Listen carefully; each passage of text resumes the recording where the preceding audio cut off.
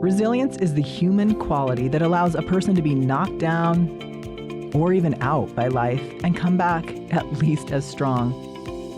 Hopefully stronger, changed but not for the worse. In every episode, we examine what qualities make someone stronger, more flexible, emotionally, mentally, even spiritually.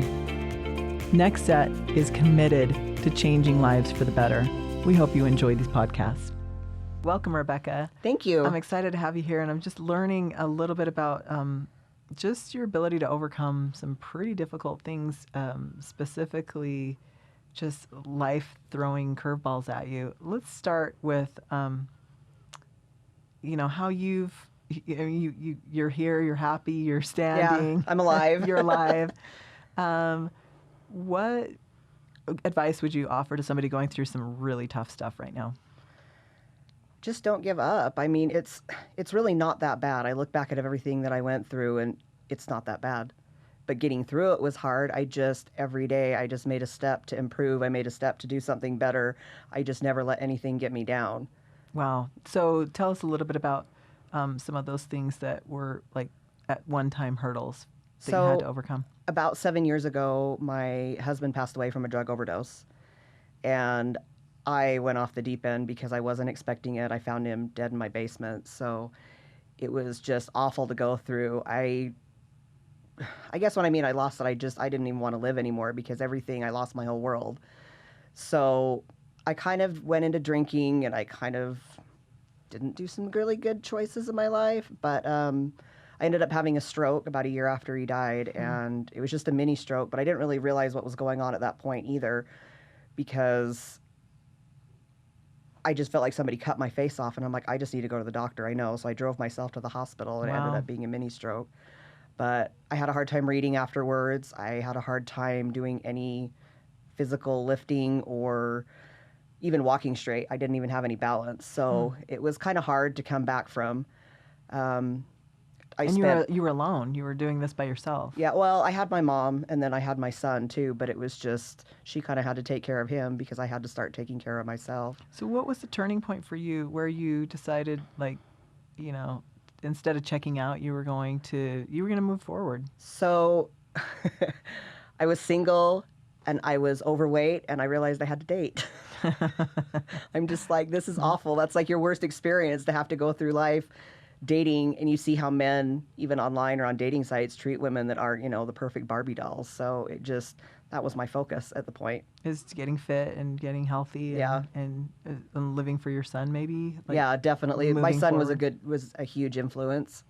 So you have a really big social media presence. What resonated with people? What resonated with followers in terms of social media? It was basically the story. It was me being my authentic self and telling them that I've had a stroke, that I've been through hard times, and I still did it. I mean, I just got over shingles about a year ago, so I put a lot of weight back on. But it was just seeing that transformation. It was just seeing the fact that I took my life into my own hands and made things happen instead of just giving up and becoming a victim of whatever life threw at me. Was there one point or one day that you remember specifically where it was just like, okay, we are switching gears here? I was literally laying in bed thinking about what am I going to do with my life. And I just got up and I'm like, I'm so sick of this. I'm so sick of looking like this. I'm just sick of life. I'm sick of laying in bed. I'm sick of being depressed. And I just started walking. I couldn't even walk a block. That's amazing, because now, you're really active in the weightlifting community. Yeah, definitely. How did you go from not being able to walk a block to really super active in the weightlifting community?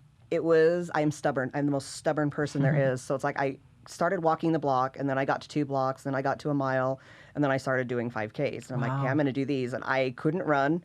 I was still kind of wobbly walking. I still had some issues. So I went and joined a gym, and I worked on myself a little bit more, and I never really got everything back. So it was just constant year after year of not seeing any progression. And I finally hired a trainer that I have actually gotten a really good relationship with and friendship, and he's helped me a ton. I mean, I've gone from pit shark squatting 2 plates up to 12 plates in a year. So it's really taking me to the next step of realizing I can do this. It doesn't matter what I've been through in life. It doesn't matter how far I've been kicked down. I still have something there and I can still do it. So what has fitness done for you, for your personality, and for the way you see the world? It's, oh my gosh, I definitely have a more positive outlook on life. I'm happier. I'm more positive. I love being around people. I love conquering hard things. In my entire life, I never, ever accomplished anything that I wanted to. I just always gave up because it was too hard. So this is the first time I've actually had the support system and known that I can get through things in life and not give up. So it's like I keep wanting to go further and further. So what advice do you offer other women who are in this situation, or men who are in a situation of really being at that crossroads of like having been through hard things and not really wanting to keep going, or to really change paths and like take on some even more strenuous challenges? Like what advice would you give them? Do it. Just get up and do it. Quit worrying about the fear of it. Everything you want's on the other side of fear. Just go for it. The worst that can happen is you fail the first time. I failed like 1,000 times. But I keep doing it and I keep getting better, and now I don't fail at certain things. I still fail right now.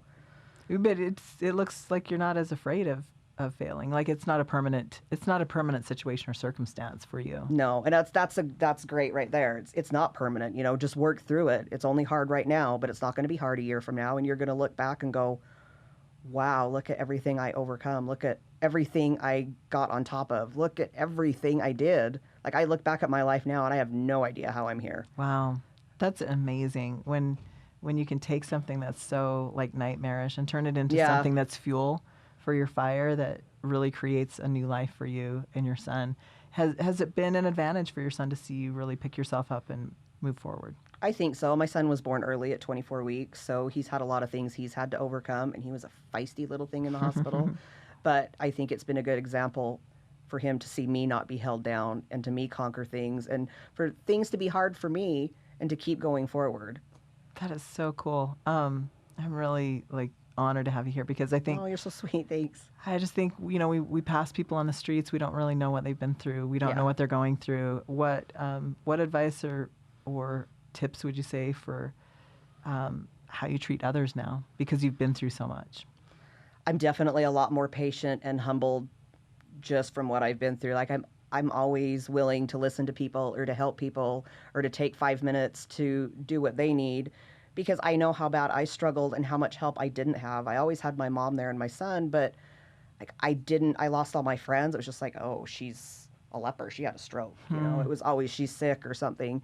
So I really learned to survive on my own, so I don't want people. Wow. I always want to be that person that's there for other people. Was there one person in particular that really did help you along your path in terms of fitness and gaining that confidence? It's been Big John and John Gerst. So he's been my trainer. He's been my friend. He's just been a solid rock in my life, him and his wife both.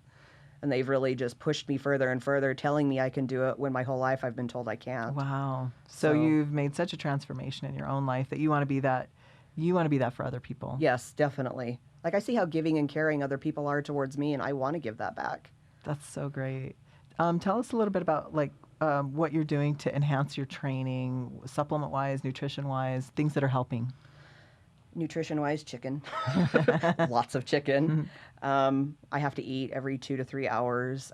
Supplement-wise, I am taking Revive and prenatal vitamins. I got really sick off, we're not going to mention the name of the other company, but I got really sick off some supplements, and I just have been really scared to include supplements in my training, so I've been trying to do it all off nutrition. That's great. So has that enhanced your lifts in the gym and your strength gains? I struggle a little bit with energy-wise because I'm used to, just drinking pre-workout like crazy, and I can't right now, so I've been struggling with that, but definitely the eating helps, and the nutrition has been key. Do you think it's helped your thinking? Do you think eating healthier or eating foods that are more geared towards a fitness lifestyle has clarified the way you think? So I just got done reading a book about brain health and how we eat for our bodies and we eat for the way we look, and it's really not necessarily good for our brains. So I've had to change my whole diet to make sure my brain's taken care of, because after the stroke, it's like I don't want another stroke. I still have a hard time. My thoughts stutter, and I still can't remember a lot of things and I forget everything. So I still have that issue, but I don't want to get worse. So I'm constantly looking at ways to help prevent that. So I'm definitely doing chia seeds, salmon, stuff like that. So omega-3s, and you've really noticed a difference taking Revive. Yes, I did. So at first when I took it, I was like, it's good. I can feel a little difference. And then I stopped taking it. That's when I noticed the difference. That's so funny because that's what everybody says. Oh, I'm not even joking. I just started kind of going back into that slump where I was just staring off into space and not like forgetting my thoughts and not being able to communicate very well. And then I started taking it and I'm like, that's what it was. That's a great story. And it's really good that you bring up that, we need to worry about brain health as much as we worry about the rest of our body. Any other tips or advice or information that you would give for somebody just starting that journey, maybe coming back from, being unfit and unhealthy for a long time? Like what's something that... No matter what you do, you're always going to be lapping that person on the couch. Ooh, even so if you true. walk 5 minutes a day, you got 5 minutes more than you were. So don't try to run the whole marathon. Yeah, every don't day. jump in and say, I'm going to run this marathon because I tried that. It doesn't work. And then you're down for a while because you did do that. Just take it, day by day. Every day, just do something more. I say I ran 5 minutes last night. I'm going to run 7 minutes. Then I'm going to run 10 minutes. Just always do something more, even if it's just adding a minute a day. I really love that. So no matter what you're doing, you're still lapping the person that's sitting on the couch. Yeah, definitely. Just standing up could be enough. Yeah, for some definitely. people. Getting steps in, just standing up and doing air squats, watching TV. I mean, anything helps. That's great advice. I'm really really honored to have you here because you've come through with flying colors. You made something of a really a series of difficult situations that you were in. I could have very well given up at that point. Definitely, and I'm so glad that you didn't. I feel great now. It's like I know I can do it. And you're here for other people. Like you're here to be an inspiration and a motivation for other people. Definitely. Where can we learn more about you and your journey? So you can go onto my Instagram. It's fabulously fitish. And most of my stories on there, I am getting my blog up. I'm in the process of getting it up, so it will be up here shortly. And you'll write more about the experiences that really led you to this. Yes, definitely. I've been getting asked a lot, how did you do this? How did you do that? How did you overcome this? And there's a lot of people that say, I've had a stroke and I can't get as far as you. And it's like, you know what? My mind stopped me so many times. Wow. You just have to say, you know what? That's not happening today. I'm going to get a little bit further. Wow. So, no excuses. Your husband passed away, shingles, you've had a stroke. Yeah. Your son was born at 24 weeks, which is He was 700 grams. He was small. That's like the borderline of survival for those little ones. It was scary for a little bit, but he's got that same feisty attitude I do, so we're good. So you really are a fighter. You really are meant to be here to inspire others, and I really appreciate you sharing the insights that you have, because you have a lot of experiences that people need to learn from. Oh, thank you. That's so nice. I wish you the best, and thanks so much, Rebekah, for coming in. Thank you so much for having me. I appreciate it. Thank you.